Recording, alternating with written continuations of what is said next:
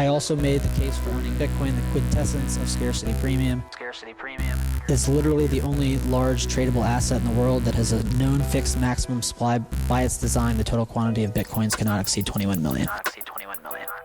Bitcoin is the hardest money that has ever been invented. If you don't have my private key, you cannot spend my Bitcoin, period. And this is the power of Bitcoin.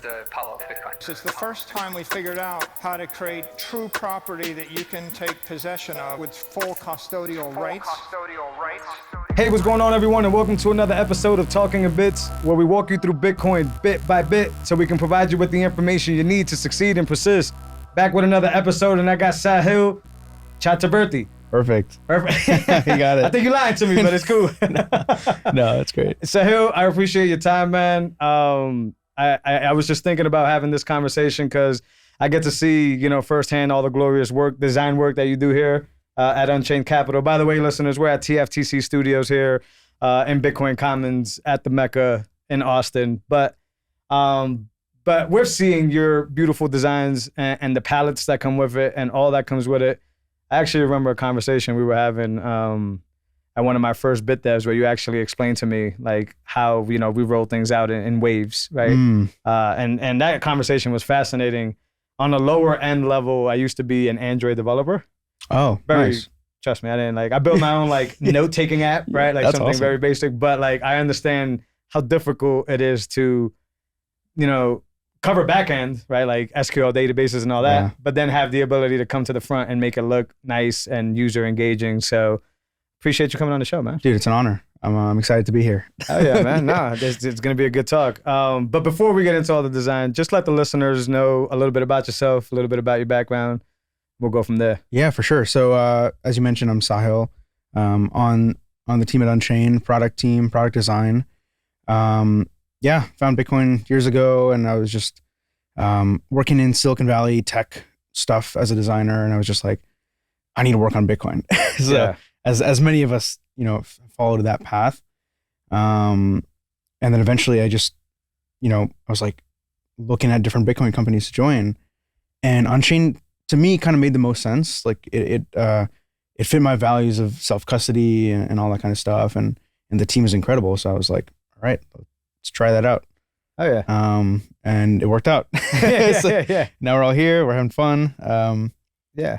Yeah. How'd you like Bitcoin? How did you you just randomly said I found Bitcoin? No, yeah. It's, the detailed version, it was basically I was in college, and it was towards the end of my college degree, and I was at UMass. East Coast. East Coast. Yeah. And I basically was like, I just want to get out of here and do design work. I was studying computer science. Okay. And one of the classes towards the end was like on blockchain kind of stuff. Mm-hmm. And I didn't really know anything at the time, but before the class started, I started doing some of my own research. I went on YouTube and just went down the rabbit hole from there. Watched a bunch of Andreas videos and all that kind of stuff.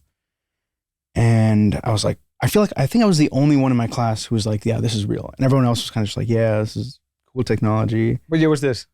This was 18. Okay. Yeah, 18. Yeah.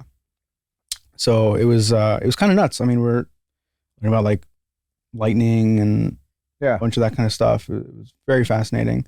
It's like the early versions of Lightning, right? Oh, yeah, 2018, yeah. Everyone was very skeptical. I mean, my professor was very skeptical. Yeah, I bet. Yeah. So now I've always been fascinated. So I'm more of a I came in 2017, got wrecked because I was listening to shitcoin advice, and then left till 2020, and then came back 2020. But I've always been curious to the guys and gals that have been around since 2018. Yeah.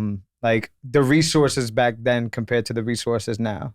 Oh, I mean, there was a lot. I think compared to the people who were in before 2017, I think even I felt like I had a lot because I was listening to Trace Mayer and a bunch of these.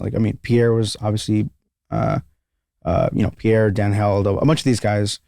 But now it's just nuts. I mean, there's so much in a good way. It's everywhere you go, there's content. Well, it doesn't really matter what kind of medium you like, because some people like books, some people like podcasts, like this. Yep. Some people like videos. It doesn't matter what you like, you'll find something to orange pill you. Yeah. So Yeah, I found I was like, even though it sounds like there was always somebody, like to me, it's like, I think I came in full fledged when like, Sailor started like aping in, right? And then like, I've always been, it's GG. I still say dirt GG. Yeah. I've been a like very early 21 Questions GG guy. I love the philosophy behind it. And then, you can go through, like you said, the Preston Pishes of the world and all that stuff. So I think I was kind of spoiled. I think the newbie that comes in now, it's extremely spoiled. I mean, now you got like, I remember graduating suddenly as well. Oh yeah. Which was a huge part of my onboarding. But, seeing where those individuals are now and what they continue to do and contribute, I think is like, if you're new in Bitcoin and you don't get it, you're really not paying attention. 100%. Yeah. There's so much out there. There is, yeah. And to your point, like the people who've been educating for so long and who still are, like Parker, like you mentioned, it's like, I would imagine it would be exhausting at some point, but they still do it. I don't know how Odell and Marty, like just every day or every week, they just keep doing that. It's nuts. Well, that gives me conviction. Yeah. Right? Like, I don't know about you. Like, there's some days, like, I think like sometimes you suffer with doubt, right? And you're just like, man, is this really like gonna change the world? Like, is this really where? And then you just hear Parker or somebody talk about it and you're just like, oh yeah. That helps, yeah. It's gonna change the world. Right? Because to me, it's like, I keep using Parker's experience, but like Safety, Sailor, right? Like, like if you amass time, this is what I like about books, right? I think books is like, if you get an author that has done something for 30 or 40 years and they could put 500 pages together, you've kind of time traveled. Right. So you've kind of gotten 30 years of life in 500 pages, which you can consume in a week, maybe. That's nuts. Faster sometimes. Huh. So now when I think about like, resources and I think about like Parker Lewis and these guys are smarter than I am by 1,000. and like, I don't even feel ashamed saying that, right? So to me, it's like, I can listen to a Parker, I'm gonna call it a rant, but it's not really a rant. It's just more education. But I can listen to a Parker rant or a Marty rant or something like that and time travel. I could literally get engulfed with that information. All their experiences just kind of... During a workout. Yeah. Right? So I get like 45 minutes of however long it took Parker to learn the stuff that he's saying. That's nuts. I think it's amazing. And I, it's kudos. But that gives me the conviction to say like, all right, if I'm wrong, they're wrong. Right. And I don't think they're wrong. I mean, we're all, if we're wrong, we're going to be wrong together. And it's like, we built something amazing here anyway, which, I mean, we're not going to be wrong, but we're not wrong. We're not wrong. No, now that you say it like that too, even if we are wrong, the community and the stuff that we built, 100%. I still think it's worth the ride. Yeah. They're worth the admission, which I don't think a lot of people get to experience. So you, and this is before we get into design. So you've been, East Coast, whatever, West Coast, and Austin, and the Mecca. How important has it been to you, being around Bitcoiners like day to day? Oh, it's, I would say, the most important thing. Okay. It's 100% the reason why I moved here. Well, not 100%, but like the vast majority of the reason why I moved here. Sure. And why I'm not considering going anywhere else is like, the Bitcoiners are here. I mean, there's Bitcoiners in a lot of places, but everywhere I go in Austin, there's Bitcoiners. I mean, the developers are here, which is important to me because, like a lot of the macro stuff and Austrian economics, that kind of stuff is great. But at the end of the day, it's like, who are the people building the tools we're using? Right. They're here in Austin. Yeah. I mean, so many of our friends, they're sitting outside actually right now in the Bitcoin Commons. Legit. Yeah. They're actually just hacking away. And it's just like, it's so exciting. It is. Even as a designer, I'm not like working on L&D or that kind of stuff like that, but just being around those people gives you energy. So highly recommend it. But you're putting makeup on their pigs. Oh, 100%. I mean, like things have to be usable at the end of the day. Right. It's like you could, I had this tweet from a while ago. It was like, I'm paraphrasing, but it was something like, these kind of nerds will fight about these little details, but at the end of the day, it's like, what's actually more usable? That's what people are going to use. So. That's interesting, and that's a fact. It's for real. And I agree with. I think life has taken an uphill spike since being around more Bitcoiners. Like I'm back at Massachusetts, like we talk about all the time, and like I sometimes I feel like it's a little bit my fault for not like doing my orange pilling efforts to change community. Even though I did try to start a small bit devs up there, and it really wasn't working out. But like I felt I was by myself out there. Like I had a few friends that knew about Bitcoin, but they were also into shit coins. And then I was the only one maxi. And then, if you're surrounded by people that don't understand it, then they kind of think that you're just weirder than you really are, Yeah. right? So they kind of put you in this like, ooh, we invited that guy to dinner. yeah, like we don't want to talk. This dude's gonna talk about inflation and other stuff. And then out here in Austin, it's like I fit in. That's the norm. Yeah. That's the norm. So like now the ones that don't talk about inflation all the time and about Bitcoin and monetary policy are like the weird ones, and we're the normal ones. And it's probably a signal to your friends back home too, like. This guy moved and he's still there. Like he likes it. So there's probably something there. That's a good point, man. I didn't think about that. I don't really, I'm sure some of my friends back home are listeners of the show, but like, I don't think they've reached out. I've only been here a few months. I mean, I've been here for like 3 years or anything like that. True, but like, true. I don't really have, I only talked to like one friend, got my brother-in-law coming into town here in a few days. Nice. But like, I don't think either we've parted too far apart for them to even care, or maybe they just don't want to admit that like, oh man, this guy might be onto something or doing something well. Or to your point, the time has just been so short that maybe in 6 months they'll be like, oh, hey, how's it going? I hope so. I've extended invites to all of them. Yeah, like I'm talking about like, I don't know what other friend would do this, but I'm talking about like, hey, I'll pay for your flight. Yeah. Just come out here. Like I just want to hang out and I don't want to lose those connections, but 100%. things out here are moving at a million. It's nuts. So it's like, I can't sit here and also say like, 6 months down the road, the offer is going to be on the table still. If you didn't take it, then I got to move on. I mean, I got friends out here and I got people that I talk to out here. But I do want them to see, to your point, Bitcoin has done something to my life, to many others' lives. And there's 2 people sitting right here where Bitcoin has literally transformed everything. Yeah. So that's yeah. So let's get into design. That's really what fascinates me. Not only about the work you put forward, but just the concept of it, because I think there's 2 sides to Bitcoin design. Well, there's 2 sides to everything, but there's like atrocious design. I never want to see that again. I never want to use that again. Yeah. And then there's like pretty sweet buttery design. That's like, oh man, like the reason I use this service or this app is because of design. Explain to us a little bit about that spectrum and how important it is for you to get it right when it comes to design.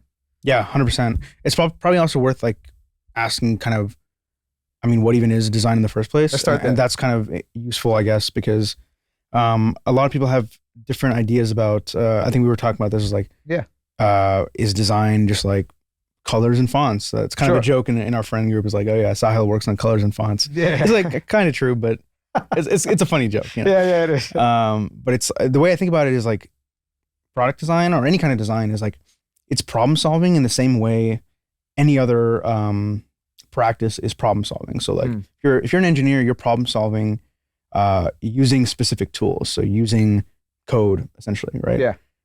Product design is like, I think of it as problem solving using visual design techniques or like experience design techniques, like experience design principles that have been tried and true. Sure.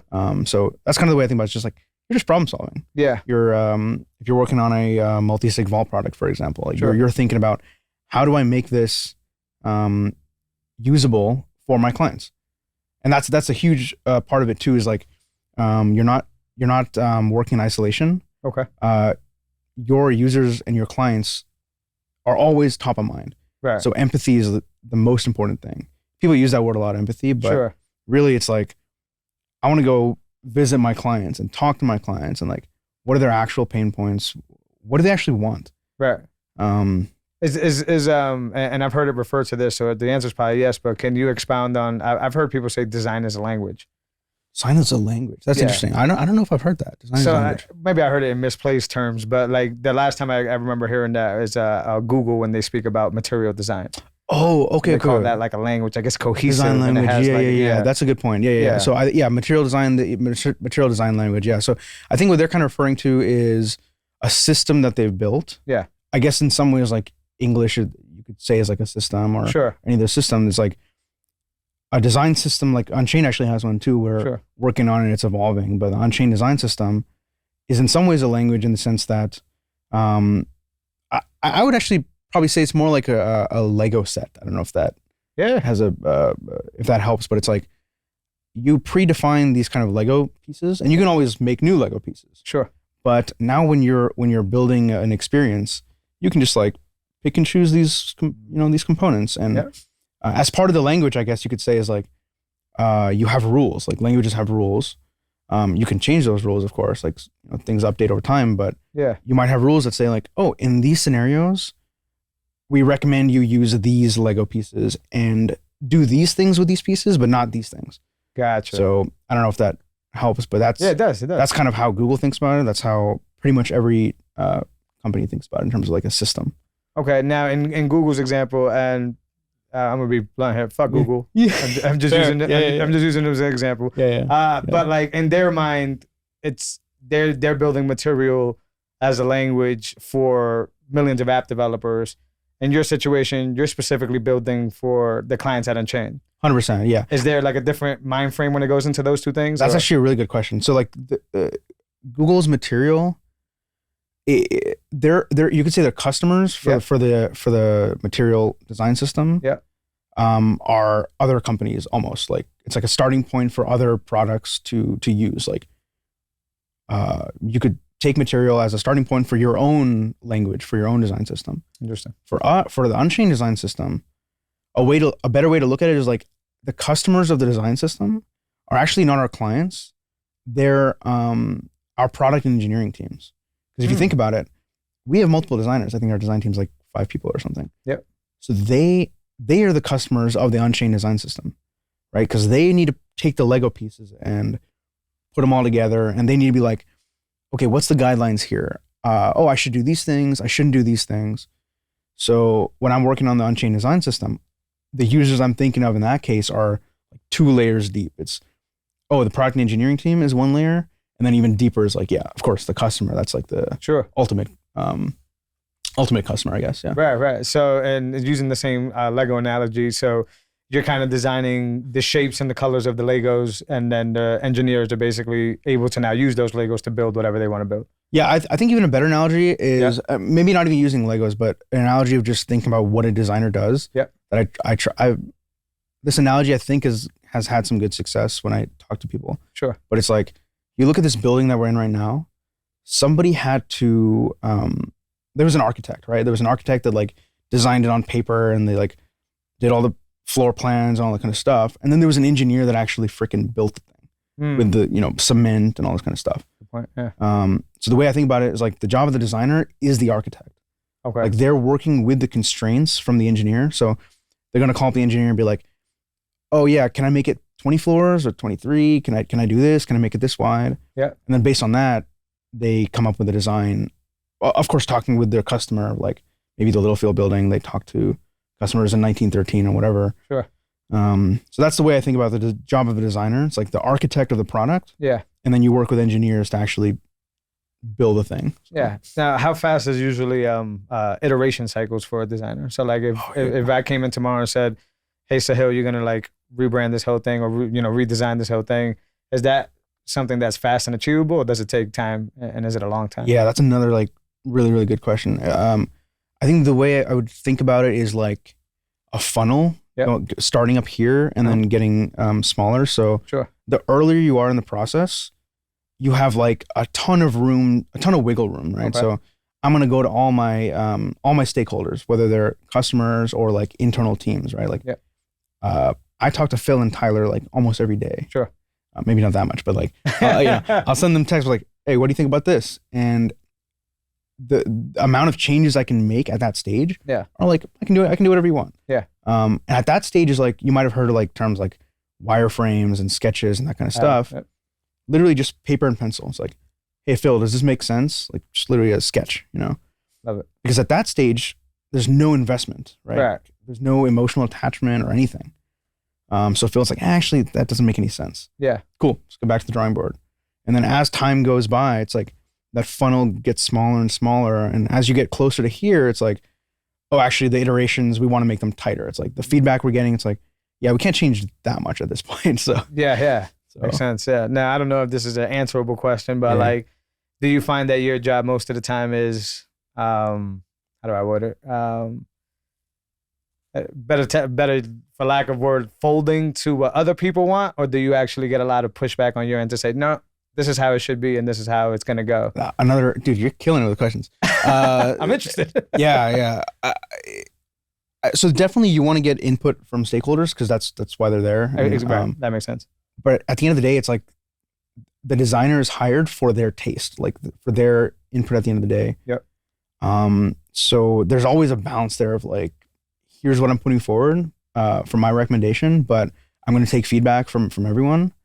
And obviously, if there's really strong opinions, you want to address those. Yeah. And sometimes there's a push and pull. It's like any system, right? It's like any company or any team you're working with, there's always push and pull. Yeah. But sometimes you're just like, this is my opinion. And you need to know what hills to die on too. Like sometimes it's just not worth it, you know? Yeah. Because to your point, software, you can iterate a lot faster than a building, right? So like, if we just need to get something out, sometimes it's okay to like not die on that hill and be like, okay, you're right this time. Let's just do it. You know, we can always revisit. So that's a tough lesson even for myself. And what I do as well. It's like, you're right. Like sometimes the battle's not worth it, but like you're so like connected to the battle that you just forget that and you're just like pushing forward and like. Sometimes you want to win the war and like not let the battle go. It's okay. Yeah, you know? yeah, exactly. And that's a lesson for I think everybody that's valuable. So without being like giving anything that's, you know, confidential up, do you have an example of a situation where you really were sold on something and had to like give it up? Oh, that's a good question. I think there was a lot of fee stuff. Yeah, actually that's probably a good example to talk about. It's like fees are hard, like when it comes to self-custody products. So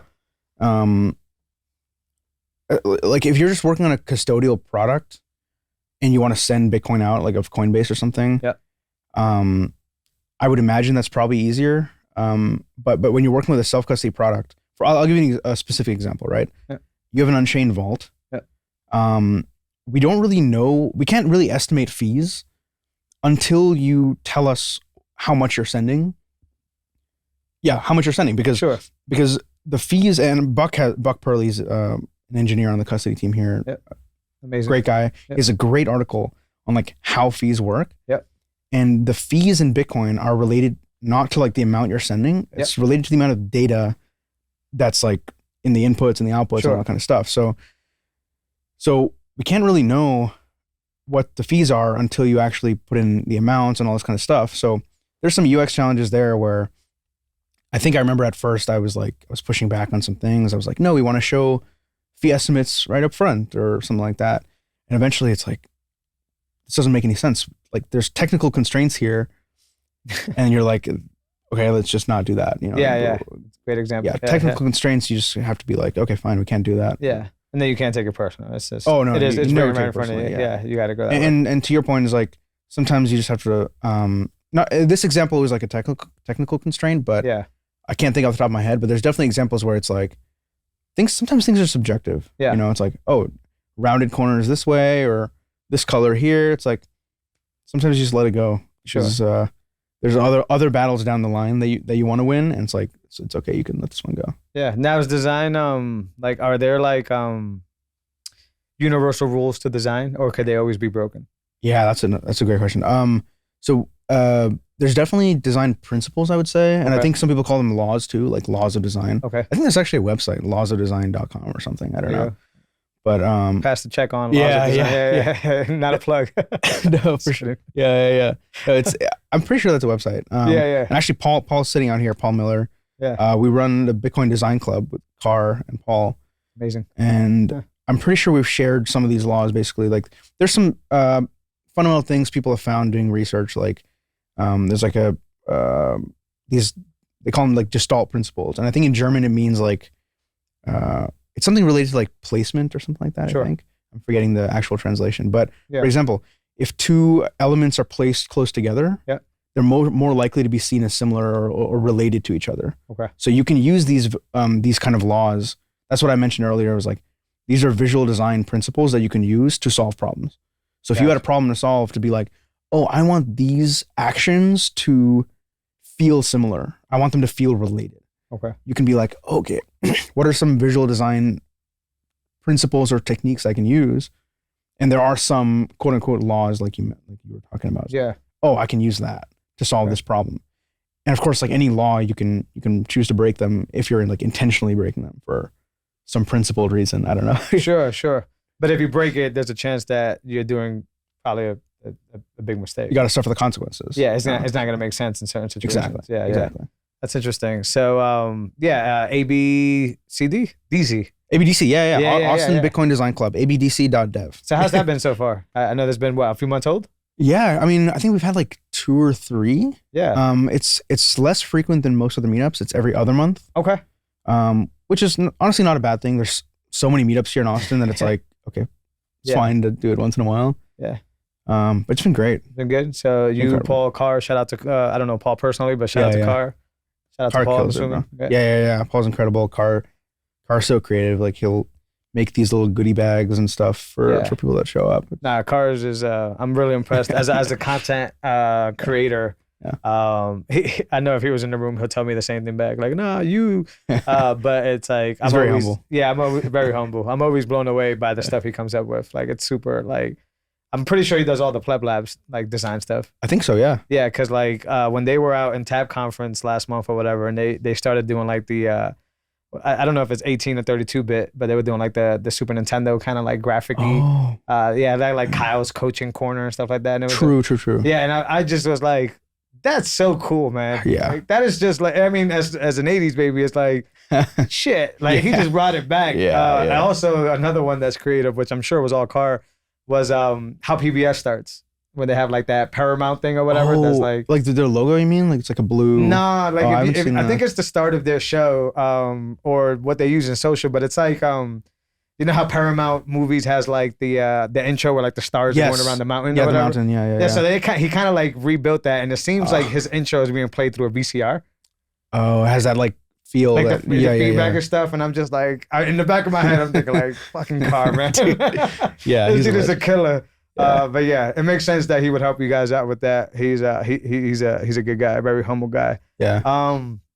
But has the turnout been good for that? It's been actually nuts. I was surprised. I think our first one we got like 40 people, which was like crazy. That's really cool, man. And even the second one, I'm pretty sure had like 35, 40, maybe more people. Yeah. So yeah, and it's just nice. Like we kind of have a mix of some hands-on things, some like Socratic like bit dev style stuff where we go through the news and like inspiration and design related stuff, open for questions, and it's just nice because there's a lot of like front end devs that actually come out there, front end developers, and it's nice to get it's nice to work with developers that have a sense of design principles, and and they come with great questions, and it's awesome. So actually, Paul is a front end dev too, so he comes with that perspective as well. Do you know if anybody in that crowd, the answer is maybe yes, are like outside of Bitcoin space? Like, did they come and they... That's a good question. I don't think so, to be honest. I mean, there might be some. Yeah. But that's probably something... it was something on my like little task list for ABDC was like, how can we bring this to just non-Bitcoin designers? Almost like you're bringing design to Bitcoiners. Yeah. And then you're bringing Bitcoin to designers, almost like, Right, yeah. Combine it. Does design language for Bitcoin resemble or is even anywhere near like your typical everyday app that are like, for example, like let's use the term language if that's the case, like my banking app language, since it deals with numbers and it deals with finance, is the basic Bitcoin wallet design strategy similar to that of a fiat app, or is it completely different? I think there's always going to be or there probably will always be constraints that that'll make it a little bit different in some ways. But honestly, for the most part, I think if you use a lot of those principles, you can probably get like 90% of the way there. Okay. Now, in some products, it's harder than others. For example, like what we're building at Unchained, self-custody like is just by definition harder in terms of like designing for it. Right. Because you have these little devices that you stick in and then you press a button. It's like, what is that? And it's even more hard because these devices are not under our control. It's like we can't even like control the experience. If X device has some experience problem, it's like it's kind of out of our hands. So there's all these constraints, and like Lightning, that's a whole other thing. Yeah. How do you handle channel management and all that kind of stuff? So people are working on it, but I think at a foundational level, there's, you could follow most of the same visual design techniques and get like solid 80% of the way there. Gotcha. Okay. Could you explain the differences, and this one's always kind of confused me, the differences between and how design plays a role in UI and UX? Yeah. Like what are the differences between the two? Sure, and how design plays a role in both of those? For sure, yeah. I would say UI, so UI stands for like user interface. It's like user interface design. You could argue it's more about like the specific pixels and like the layout and all that kind of stuff. What does it look like? What does it feel like? And the UX, like user experience design. So what's the journey? Like when I click this, what happens there? And how are errors handled? And what if there's nothing there? Like what's the zero state look like? Yeah. So a lot of that is kind of the UX. And honestly, there's so many other sub disciplines Yeah. that you can just break down forever. I'm sure that's the Really? case for anything. Yeah, like motion design is a great one. Okay. I mean, there's people who dedicate their career to like being motion designers. So they'll look at all these like little micro interactions. So like I think when you were talking about earlier, like a buttery design or whatever, it's Yeah. like you'll hit a button and it'll animate in a certain way that you'll know exactly what screen's next and Right. where it came from, and it gives you all this like feedback about what you're doing, Yeah. and it doesn't feel janky. So Right. It's important. yeah, Yeah. as a designer, you could do many of these things, or you could find a specific niche. So Yeah, I've always been, and I damn hate that I keep using Google here, but I worked a little bit on Android apps, so that's why it's close to mine. But I still remember when the first version of Material rolled out, that was what they were basically selling, which was like, like imagine this was a canvas, and imagine there was like sheets of paper that would come in, and then they would slide out, but 100%. there would never be anything that just appeared. exactly. Right? Because it wouldn't make sense to the user. Yeah, it's like, where did that come from? Exactly. Yeah. As opposed to like if you hit that, floating action button, then it would carousel a few other buttons out or something like that Exactly. from inside. And I always thought that was fascinating. And yeah, when I think of buttery, you're right. I think about that. I think about like, if I hit this button, am I just gonna like see a random page appear, or am I gonna float to the next page or slide to the next page? Exactly. Yeah. So it's safe to say that UI and UX, they're both equally as important and they complement each other. 100%. And like, I guess I think some companies hire for separate roles, like a UI designer and a UX designer. But honestly, I don't really see that being super useful. Like, Yeah. definitely not at our size, like at an Unchained size or even smaller. It's like you can't afford to have two separate people doing two separate things. And One guy playing with bubbles. And yeah, I mean, it's all. I think it's all intertwined, honestly. Yeah. So Makes sense. All right, so now I'm gonna put the pressure on you, man. Yeah. I guess the best designed Bitcoin app you've seen versus the worst design, and that could be UX as well, experience. yeah, I think best that always comes to mind. And I can explain why, but like I think and this again, it's cliche. Everyone loves this app, but I love Moon. Okay. And for many reasons actually, like the onboarding experience for Moon is incredible. Yeah. I can't tell you how many times I've downloaded a Bitcoin wallet and then they make me write down these 24 words. I'm like, I'm just testing you. I don't need to do this right now. Right. I agree. Yeah. So Moon's backup system is incredible. Their illustration design is awesome. Like it doesn't feel empty. It feels like there's character there. Sure. The way you can scan any invoice, obviously, whether it's Lightning or on-chain, is awesome. It's clean too. It's super clean. Yeah. It's super clean. It's super focused on what it's trying to do. There's not like 10 different things. Yeah, dark mode is really good. Has dark mode as well, right? I think it does. I'm pretty sure it does. Yeah. Smooth experience. Carmen's gonna give me some shit about dark mode. Are you a dark mode maxi? I've told this publicly to Carmen. I'm like, I'm a time of the day maxi. So if it's I like that. If it's daytime, I want light mode. If it's nighttime, I want night mode. Yeah, I'm with that. I think I have my iPhone to like early afternoon, like 4 o'clock. But during the day is normal, and then 4 o'clock, I'm good. I agree with that. But dark mode is dope. I think it's useful, and it's a battery saving tool. 100%. Yeah. So yeah, Moon. Okay. I agree with that. I like Cash App. I think Cash App has. They have millions of dollars in resources to kind of. But I do think that they, they got the stock trading and all that stuff. But I think their app, when it comes to like, hey, send me some money, it's pretty intuitive. It's pretty clean. The Bitcoin side of things is pretty cool. Oh, it's incredible. I don't know what DeFBeD is, but I know they just implemented the 21, the QR code. That's yeah, Lightning and on-chain. You know a little bit more about that? Yeah, I know Steven Delorme. I think he has like a Spiral grant or something. He's on he's a big part of the Bitcoin design community, actually. Nice. I think it's like bitcoin.design is the link. Okay. But a lot of people in the Bitcoin design community were advocating for BIP21 for wallets to use that because it simplifies a lot of the experience. So I think Steven made like a website. I think it's like unified QR, something like that.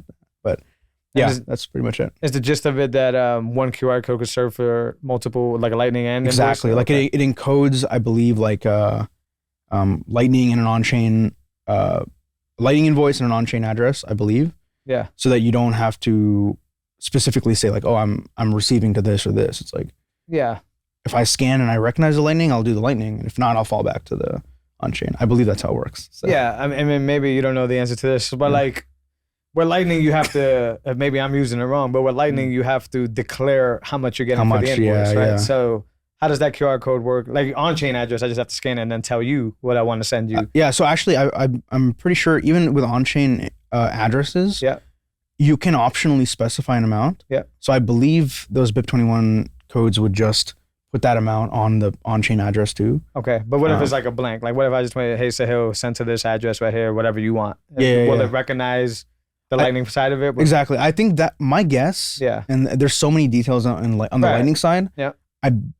I would guess that would be dependent on, does it support like LNURL or something like, because like zero amount invoices. Oh, gotcha. Okay. Like there's so much nuance with like, Lightning started out, as far as I know, with like, you have to put in an amount. Sure. But I think there's ways people are trying to get that zero amount fixed invoice thing. I think Bolt 12 is one way of solving that problem. So yeah, I think that's clutch. That'll make things much easier. That'd be great. It's hard. Yeah, it's hard to define sometimes. Hey, and I've been doing a lot of value for value work lately, which is like literally like if I do some video, do something with somebody, it's literally like, hey man, here's my address. Whatever you think you got from me, and you can send it my way.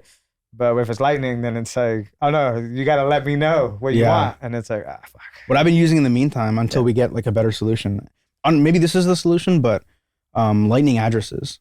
So like, for example, Wallet of Satoshi, it's custodial, but they have like a unique URL that you can just share, and then wallets can send to that URL.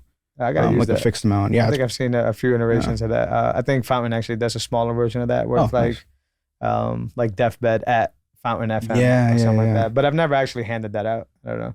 Yeah. So if I send you the URL, like, and would you just load it up on your browser, and then you see a QR code? No, so I believe you would paste that into a paste it into a Lightning wallet that supports that format. So again, like, the UX, because Lightning is so like you can try a lot of things, right? It's not, you don't have to like stick to consensus the way you have to do on the base chain. Right. There's so much innovation that sometimes like there are these weird UX non-interoperabilities. Gotcha. But I think it's worth it at the end of the day. Yeah. Trying different things. So. And I like that they continue to build upon it. Yeah. All right. So conversely, worst UI UX experience. Worst. It's hard to say worst. I don't think I had like a really terrible experience, but definitely I think the first thing that comes to mind, and maybe I'll think of more as I say that, but Wallet of Satoshi has a great user experience because it's fully custodial, right? So there's no problems there.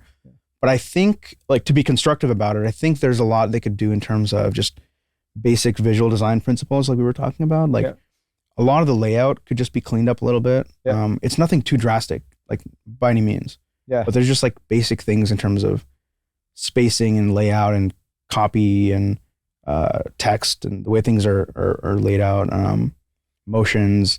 I think a lot of that could be cleaned up. And honestly, maybe that's just being open source. Someone should just contribute to that. Maybe I should do that. This is an honorable mention to me. I think they've gotten much better with it. But Zeus, I thought Zeus early on was. I think it was definitely rough. Yeah, I actually forgot about that. But they've gotten a lot better. I think Doc, I don't know what name he's going by now, but Doc Sharp. He was he helped out with the design there. Obviously, Evan's leading the charge at Zeus, and it's gotten a lot better. I'm excited to use Zeus. This is tangential, but I'm excited to use Zeus more when they get Lightning Node Connect, because right now Tor is just like a mess. And is there a time frame for that? What's that? For that LND Connect? Is that what it is? Yeah. Is that just like a different tunnel? As far as I know, it's like a kind of like a VPN, or at least it works like a VPN as far as I know. Because I was about to say, when it comes to, they've gotten better at UI, like it just looks really nice a lot now. But the UX is handicapped by Tor. Yeah. So I think this is just like a similar like encrypted tunnel basically that just lets you use ClearNet, but it's fully encrypted. So it should be a lot faster. So Evan, I'm excited for that. I actually reached out to Evan to come on the show. I'm interested in not only Zeus updates, but they just released Echo Oh yeah, I haven't which- followed that actually. Yeah, I mean, I've been limited. I was talking to Tom Hanzik, shout out to Tom, a little while ago, and basically, I got to get my Lightning node game up. Yeah, Because I did set up my Raspberry Blitz probably like 2020. I've updated it a few times, but like it's really just been like a lector's reference, right? Like I just use it to like reference the blockchain, and 100%. haven't really used Lightning on it whatsoever. And I want to change that. But my big thing to revamp my node strategy, Lightning, all that is using Echo. Oh yeah, Like I want to make sure this podcast is hosted, through my node. Yeah. But and actually last night when Matt was here and he was showing off the Embassy Suite, Oh yeah, I was thinking like this might be the tool that I need to basically get a really good device to host this podcast. Because what I'm really worried about is if I do it on my Raspberry Blitz and somebody goes and looks for Talking in Bits, they're gonna get probably the worst connection of all time to this podcast, which will give them a shitty experience. And I could be thinking about this all wrong, okay. but I think they have, since you're hosting it, they have to connect to your node. Is that? I'm not totally sure, to be honest. I Yeah. think Tom might know more. Like I actually learned a lot about my routing node because Yeah. of Tom. So I would talk Right. to him. Well, I'm just thinking like if you use the word hosting, that means that the actual files are inside your node. You're hosting it. Right? yeah, So- yeah, like yeah, exactly. So like to do that, like all right, say there's let's say 1,000 listeners to the show. yeah, Like how is my node gonna handle 1,000 people streaming? yeah, from your I don't know. Right. So like that's why I invited Evan on the show to talk a little bit about that. But that's what has me excited because Value for Value decentralizes the the money exchange between podcasters and their audiences. But Anchor, Apple, Yeah, that's they can still shut us down. the files are still Right. They can still be like, well, you can't find them anymore. Right. And the RSS feed could be discovered, but not on your favorite podcasting apps. Mm-hmm. And I like to tell people at the end of the show that, they need to move away from legacy outlets. Yeah. Because there could be one day where, as we start to fight these wars, that I could say something on the show that Apple says, see you later. Like, Dang. Yeah. right. And then you won't be able to find me unless you use self-hosting or maybe the podcast 2.0 apps like Fountain Yeah. will maybe able to still show the feed. But I think about those things because I think ultimately as we continue to fight this war versus, it's not just the monetary system. I think it's just anything that's legacy versus anything that's new. Mm-hmm. We're going to rub people off the wrong way. We're going to Yeah. say certain things that are going to be thought of as egregious, Right, but they're right. not. They're just new. Yeah. And then that's going to allow, those tyrants to be like, Yeah. See you later, You're buddy. out. I mean, they're doing that already. They already With are. people Yeah. much bigger than me, Oh yeah. but I don't think those people arguably are fighting as big as a fight as Bitcoiners are fighting. Oh yeah. For Right. sure. So those dudes are like vanity fighting stuff. Like, Yeah. I wanted to talk about, I don't know, fat shaming. Right. And Right. it's like Bitcoiners are like, oh no, I'm trying to talk about like healthcare and food. Like, yeah. yeah. Like foundational things Right. that matter. So that's what that's a long-winded answer to say I'm interested in talking to Evan about that stuff. Yeah. But That'd be a great conversation. Yeah. That was awesome. And Matt also said that he'll come on the show and we could talk a little bit about that. And what Marty, were you here last night? No, you weren't here. Last night. Yeah, I was here. I was here. Okay, I missed for, it. for a little bit. I kind of left a little early, but Yeah, and what Marty was talking about when he showed off Ghost with the Embassy Suite or just any just decentralized blogging, basically, Yes. which was pretty impressive in my Yeah, opinion. yeah, I mean, yeah. I'm a shitty writer. So Same, yeah. I say that, but I actually wrote a book, which is kind of Whoa. funny. Huh. It's a small book. It's like 10 things I use. It's called Derailed, and this is not a plug. I actually would Plug away, dude. Nah, I would actually tell you not to buy this book. So yeah, before Bitcoin, before all that, still am. I'm really into Stoicism. Okay. Yeah, Yeah. like and I really found like these 10 practices that are not necessarily Stoicism related, but derived from Stoicism that would help me when I was derailed, like mentally derailed, like when I would be like stressed out or when I'm not focused. So I wrote a book about it. Mhm. In retrospect, grammar sucked. I was my own editor, Yeah, so I didn't yeah, have an yeah. editor. Sold probably like 50, 60 copies, which is Wow. not that bad, but Kind of nuts. yeah, That's cool. But it was all under Amazon Publishing and all that. Yeah. Fun fact: I opened up my bank account, the app the other day, and I got $6 for my book. So somebody's buying this. Wow. That's No plug, promise you. Don't That's buy it. It's crazy. a waste of money. But yeah, I'm a terrible writer. But for the journalists of the world and the bloggers of the world that also are fighting fights, Yeah. I think it's important to see that in real time and see that RSS feeds and all that's getting figured out. yeah. So just to shift a little away from design, this is something that you actually wanted to talk about that I've been fascinated with. I actually heard you on McCormick talk about this as well, and it's Get on Zero. Right. Yeah. Let's talk about that, man. What are your thoughts on Get on Zero? Yeah. Realistic thoughts. A lot of thoughts. Yeah. I mean, I think they are realistic. You know, it's like, I want to hear them. you know, I just think like, well, kind of tying it also to design, right? Like a big part of design is like storytelling. You gotta like, good point. You could have a really cool concept for something. Yeah. And you see this a lot in like the developer community. Like people will build a really cool app, or a really cool like code base or something, but there's no story behind it. Like how do you hook people into being like, oh, I want to work on that, or I want to use that. Sure. So I think the story behind dumping all your fiat is like, Bitcoin's better money. Yep. The dollar is a payment rail, or you can see it as a payment rail to move Bitcoin through space. Like you don't have to. I think the article I wrote, I titled it something like "Rethinking the Function of Fiat Currency," because like today people will hold like 6 months of expenses or whatever in their local fiat currency. Yep. But they fail to realize, but they could be missing out on the fact that it's depreciating in value, like for a fact, every year, just you holding it. So either you're topping up that emergency fund every few months, and you're like, oh, I'm going to keep adding more dollars to that, or you're just like, I'm going to hold the better money, even though the short term, there's ups and downs, but like, Bitcoin is my money, and I can spend that Bitcoin through any payment rail. So I can send you over Lightning, I can send you an open dime, I can send it to you over the dollar network, I can spend it over Venmo, PayPal, like whatever, but I'll spend my Bitcoin. Yep. So yeah, I think that's like the story. That's like the mental model to think. Sure. About. And then you can get like how, why, and all that kind right, of let's stuff. say in realistic, because I heard your thoughts on McCormick, and I agree, but I'm having a hard time piecing it to my life, which is, I got, not to dox myself, but I got 4 kids. I got 2 little ones. Mm-hmm. We obviously got the expenses of life. Most of those are not on Bitcoin rails.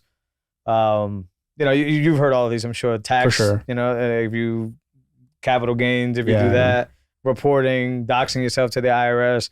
So in that same vein of it being a story, what's the story to an individual like me to say you can still do it? Because like it seems difficult. It seems like it's why do all that when I could just spend fiat. That's true. I think I also don't think it's like it's a requirement. Like I don't think anyone should be shaming people who have dollars or something. Okay. It's like I definitely don't think it's like a purity test. So like if you have like 10 grand or something, no one's gonna be like, oh yeah, you're not a Bitcoiner. It's like yeah. If especially a lot of us who have the vast majority of our net worth in Bitcoin, it's like, does the last 1% really matter? Maybe not. Yeah. Like so maybe that's not the best pitch for it, but I think there's something that happened to me when that switch flipped and I was like, oh yeah, Bitcoin is money and I don't have to hold any dollars anymore.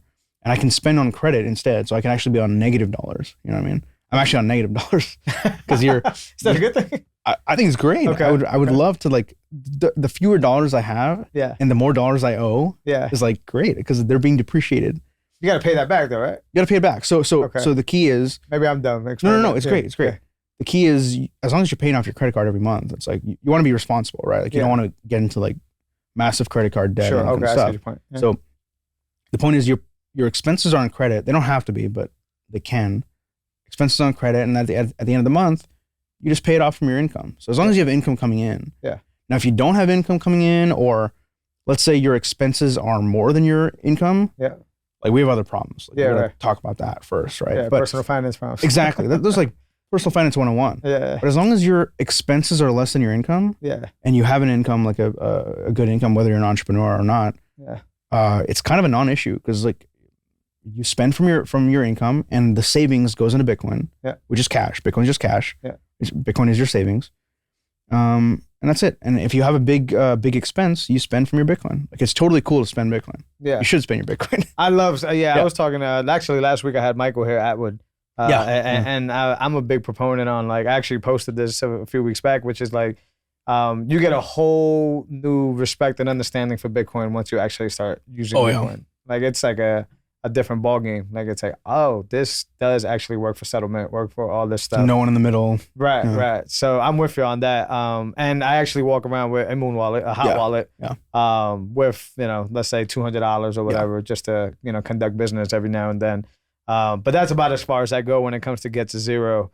I will say, if I can add one more thing, You got all the things you want. Bro. Another benefit I found of having zero fiat is you don't have this anxiety of like, let me spend dollars instead, because if I spend Bitcoin, it could go up 10x and then I'm screwed and then I'll be the pizza guy. Yeah. It's like, if you don't have any dollars, you only have Bitcoin to spend the Bitcoin. Like I feel free to spend Bitcoin like I didn't before. Like before I would be like, I'll use Strike, I'll spend my dollars and I'll stack sats and I'll never touch my Bitcoin. Yeah. It's like, if you only have Bitcoin, you're spending Bitcoin all the time. Right. So I don't know. To me, that's kind of mind blowing. No, I agree. Yeah, I don't. To my logic is like, if I got to pay for that shitty service, you could get shitty dollars. Like, fair. Yeah. So it's like, if I think that light that I bought is subpar, then I'm not gonna give you Bitcoin. You're That's probably true. gonna get right. Conversely, if I paid a shitty photographer to come and shoot a wedding, You get dollars. you're gonna get shitty dollars. But now the downside is you were holding dollars.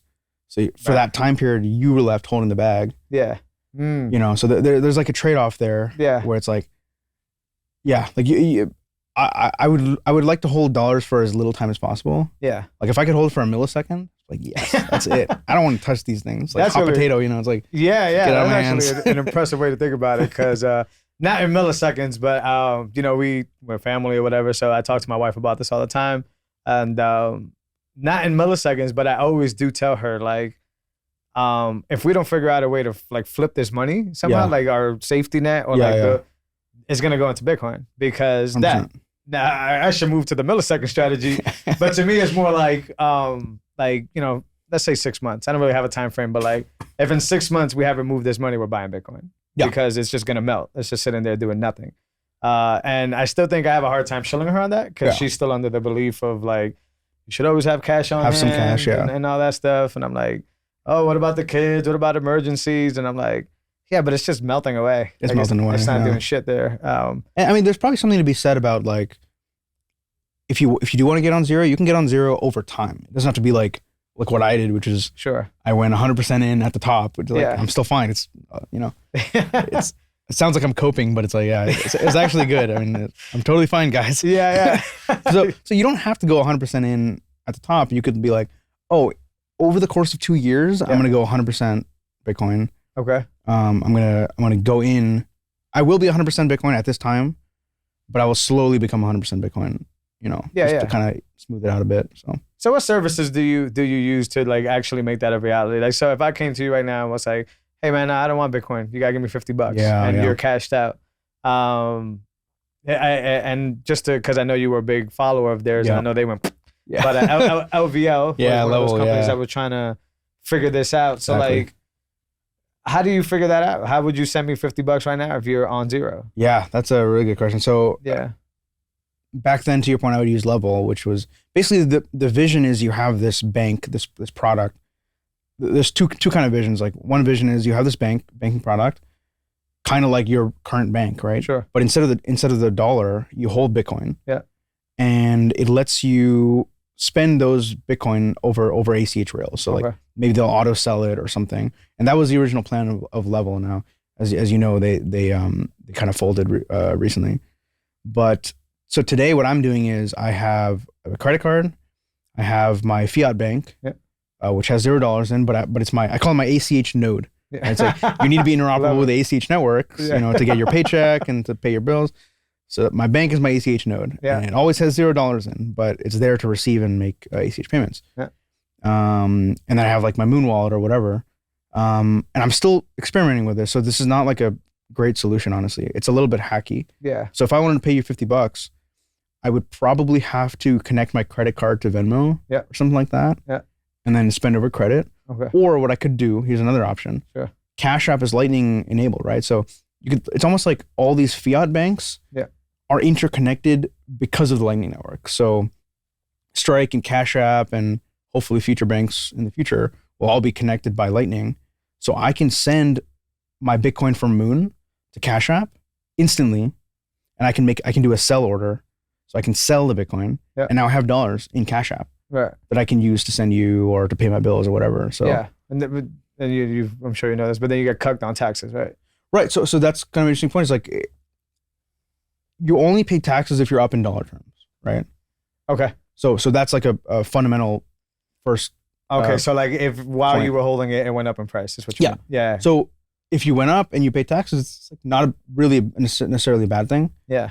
And here's the other cool thing: not a CPA, not an accountant, Not financial. not advice. financial advice. Do your own research. Talk to your accountant.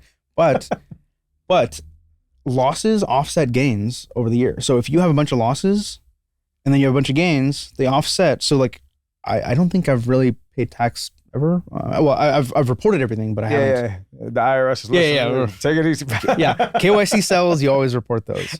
Read between the lines, but yeah, KYC sells, you always report those. Okay. But yeah, I mean, it's pretty much a non-issue. I would say it's mostly a product issue. There's no product that has like made this experience, again, back to like design, right? Nobody has built a product that does this in a one-stop shop. So today it's very, very hacky. Yeah. So it's hard for me to be like, hey, Jose, you should go do this. Yeah. You know? Right. No, I mean, I'm trying to figure out a solution as well because I would love to do it. Yeah. Strike doesn't do it, right? Like if I send money, I've done it on chain, and it takes like 3 to 4 days to clear, which is dumb. It literally eliminates the point of on chain. Jeez, yeah. But it does show up as cash on your Strike account. Yeah, so Strike is kind of like the opposite of what I want, but it's close. Like, Okay. they're almost there. So Strike, what Strike does is Strike is interoperable with everything, Yeah. but the balance is dollars. It's like, I don't want to hold dollars. I want to hold Bitcoin. I want to hold Bitcoin and then be interoperable with everything. Strike is the reverse. But I meant in the example that you just gave, they do the selling for you immediately. Yes, Right. actually, that's a really good point. It's Yeah. But I've never tried it with Lightning. Is it instantaneous with Lightning as it should be? Exactly. So I could send Okay. to my You Strike tried that? account. Yeah, exactly. Okay. So Because I I can tried it on chain and they held the funds for 3 days. Oh, okay, that's weird. Yeah, maybe And there's some like account thing going on. That's what I meant. I figured they got, when the block was mined, they got the Bitcoin. Yeah. But then I figured we're Prime Trust or whatever, they needed to do this. Probably. But I was just blown away by like, fam, well, what's the point of Bitcoin if you're holding it for 3 to 4 days? That's nuts. So if Lightning Lightning's worked for sure. okay, Yeah. so then in that same example, you can go ahead, but can you pay somebody who doesn't have Strike? No. So here's a great point. Yeah, go ahead. I think the missing piece is the ACH pull. But by that I mean is like, if I could connect, imagine if I could connect my Venmo to my Strike. If Strike was a bank, if Strike had a dollar bank capability, I could connect Venmo to Strike, and then I could pay my pull from Venmo, pull Strike dollars from my Venmo, and that solves everything. Then Strike becomes my one-stop shop. Strike can pay my credit card bill, can pay my rent, can pay my mortgage. They got a Strike card coming out soon. Does that change the game? Like, would you be able to use that card to? Close. It's so close, but it's like you can use the Strike debit card, but you still can't pay ACH. So ACH is important for a lot of people for a lot of things. Yeah, so. like I'd be transparent. My rent. Like I can't. Exactly. They're gonna take ACH pool. They're not taking anything else. Same. Exactly. So to me, Cash App is probably the closest. Like, okay. Cash App has ACH, which is mind blowing. Yeah. You can receive direct deposit. You can pay your debit card. You can receive and send over Lightning. You can hold a Bitcoin balance. It's just that their fees are a little bit high. It's like if you're buying and selling constantly, that's like a 1% cut every time. So Strike would be the best contender to figure this out if they were just for better use of a term, get their shit together. If I could like merge Strike and Cash App together, that would be like golden child. Yeah, that's interesting. Yeah, I've been trying to figure that out as well. I don't necessarily want to be on zero, but I love spending my Bitcoin. It's such awesome. I don't know if it's a dopamine hit or what, but it's such a good feeling to spend it. And like, for example, when I use Oshi and like I buy like, meat from and I even pay for my haircut with Bitcoin. Oh, that's sick. And I was just like, this is just like, I feel better value was transmitted to the creator or the producer of the service or the product, right? Like, understanding what the rancher goes through and how difficult it is for them to do what they do, and then being able to say, well, here's the best money of all time for your best cattle or your best beef, whatever it may be. And then, sometimes barbers are the worst, but conversely, like a barber stands there all day. Oh yeah. Like, literally. Yeah. Like, some of them are sloppy, but some of them are professional. Yeah. And if I could give you the best money for you being up all day and like, serving that, I will as well. I think I heard this somewhere. I'm sure you heard this too. It was like, I don't remember who said this, but it was like, your time is scarce. Yep. So the money you earn, shouldn't that be scarce too? Like that's 100%. It's not like a Parker said might have been that. Parker, yeah. I think he was even saying it last night, where it's like, this is the only way we can actually like justify the time we give to others and make it worth our while. Mind blowing. That's a paraphrase. That's not what Parker said. Yeah. He's much more eloquent. Oh yeah, he's better than I butcher all these guys. Every time I'm on the show, I'm like saying stuff, and No. people listening are like, he didn't say that shit at all. Yeah. All right, Sahil, I think we covered a lot here, man. It's awesome. I mean, is there anything else we should cover here, man? Get on zero? No, we got that. No, we did. Yeah. We got design. We talked about design. Man. It's I honor to be on appreciate you, here, man. dude. Yeah. Nah, let the listeners know where they can follow you. ABDC. Yeah, ABDC.dev. I keep thinking about the band. So I know, it's like I have to take that extra thought before I butcher it. Yeah. But like anywhere they want to, follow that or anything you got going on, man, please let them know. Yeah, ABDC.dev. We're on Twitter too. Come out to Austin. Come out to BitDevs. Come out to ABDC. I'm on Twitter at SahilC0. Shout out to Unchained, honestly. Like, we're here in the Bitcoin Commons at Unchained. Love the team. Love what we're doing. So, yeah. Thanks for having me. Thanks for being here.